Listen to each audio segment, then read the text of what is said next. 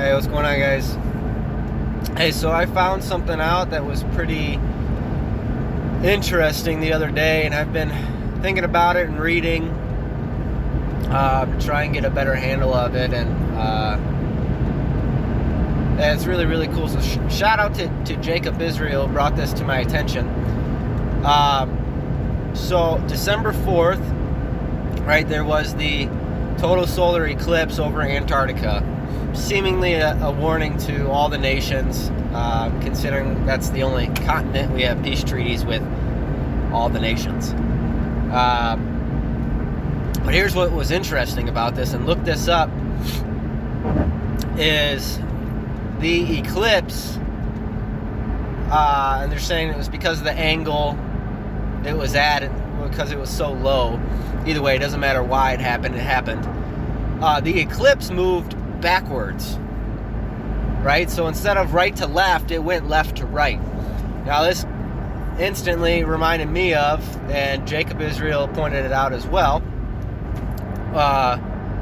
of King Hezekiah and the sundial moving backwards. So I did some reading and dug into it a little bit. This is really interesting. So I believe it's in 2kings 1920, somewhere in there. 2011. I think it's 2011. Is where it's talking about the sundial moving backwards, right, as a sign to King Hezekiah. It's also in Isaiah 38. Okay, but what's interesting to me, and what stood out to me, is this connection with King Hezekiah, the 2 Kings book, the first few chapters, and then jump into chapter 20 and Genesis. So in the first couple chapters, 2 Kings, Elisha, however you want to pronounce it,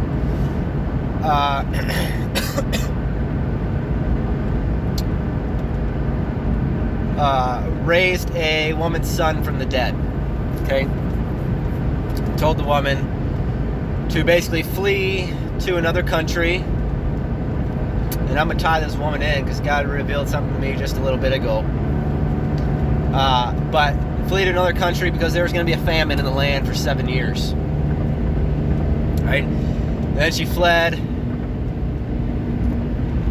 Well, we'll talk about that part later.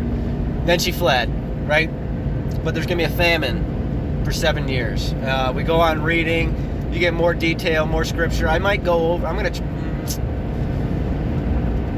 Hopefully, I can go into 2 Kings and show you guys all the scripture some point this week or weekend. That's the goal. Don't hold me to it.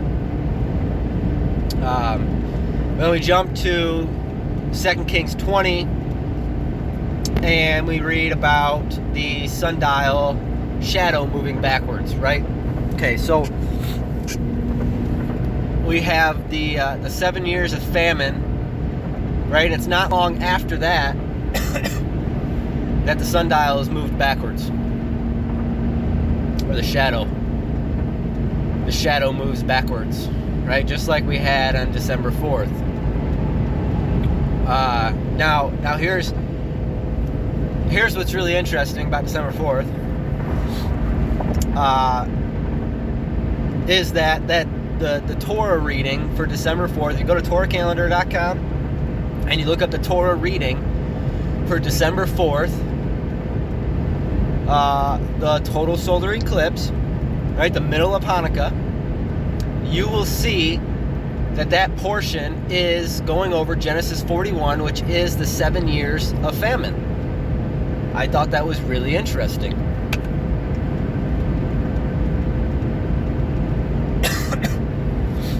Now, it's also talking about the 7 cows, right, obviously. And as I'm sure many of you are aware, that Man, I get short of breath.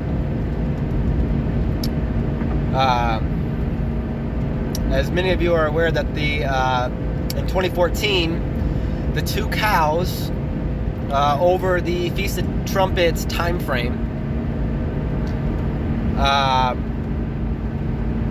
or it might have been Feast of Tabernacles. It was one of the two, one of the fall feasts there, Feast of Trumpets or Tabernacles, I forget exactly which.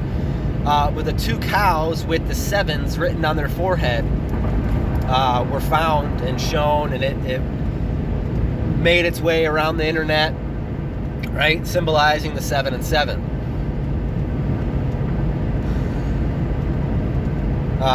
I've talked about it before. If we look back on the past 7 years, it's definitely been 7 years of plenty. That's for sure.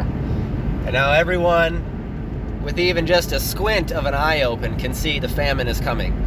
Whether or not you're in the Word or in the world, if you're paying attention, you see the famine coming.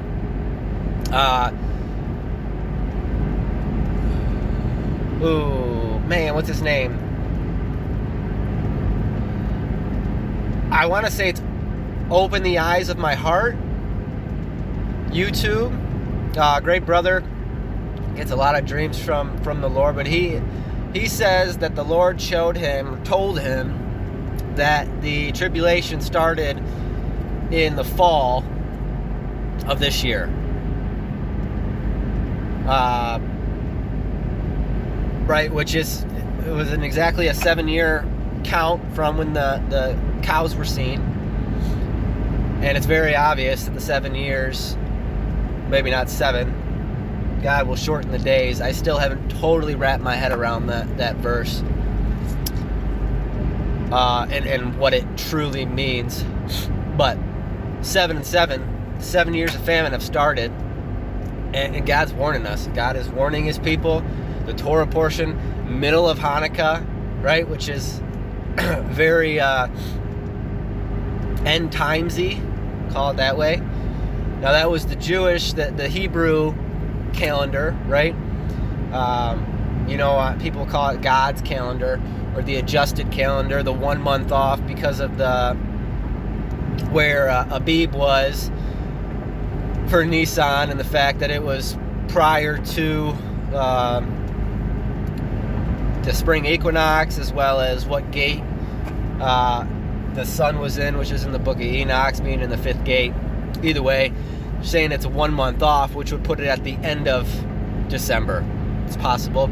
Either way, the Torah portion went over Genesis 41. We're also in a really interesting time frame now, because on the Enoch calendar, or one of the seems to be many different ways to interpret the Enoch calendar, that today's first day of Hanukkah.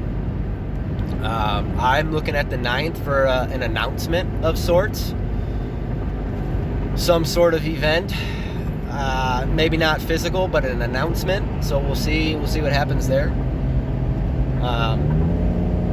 But yeah, God's warning us. I mean, this eclipse moved backwards. The shadow moved backwards. And in that same text in 2 Kings, that same, time frame, we have this being warned that the 7 years of famine are coming. The Torah portion for that day was Genesis 41, which is about the 7 years of famine. I think God is warning his people, for those with the eyes to see. It's here. It's coming. I mean, it's already started. And, it'll get worse significantly quickly, I believe. But we'll see. See how it plays out.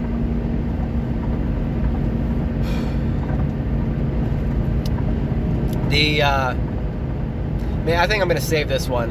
I'm talking about the woman. But that woman spoken, I'll say this, and we'll go through the chapters at another time, hopefully, God willing. But the woman talked about in 2 Kings is the woman that God prepares a place for in the wilderness. that woman. All the context is there. It's easily seen, at least it was for me, in regards to coinciding with what Revelation talks about. And at the end of that 7 years, she comes back to the king, and the king gives her everything that was hers and then some, right?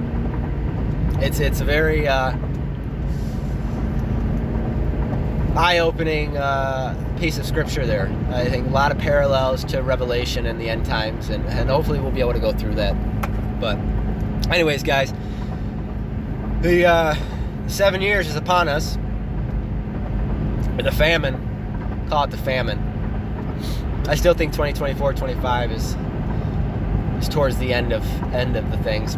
Maybe it truly is the middle. I just don't see it. In 2 miles, take the Michigan 6 East exit toward Lansing. But the famine is coming. God is warning us. God is showing those with the eyes to see and the ears to hear. Until next time, guys, God bless. Remember, Jesus Christ wants to have a relationship with you. Get in His Word, seek Him, ask Him to come into your life.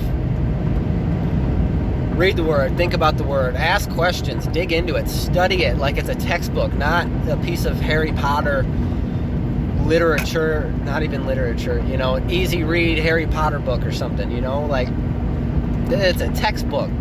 I mean, there is so many levels and depths and so much to be learned and understood. It's truly a living book.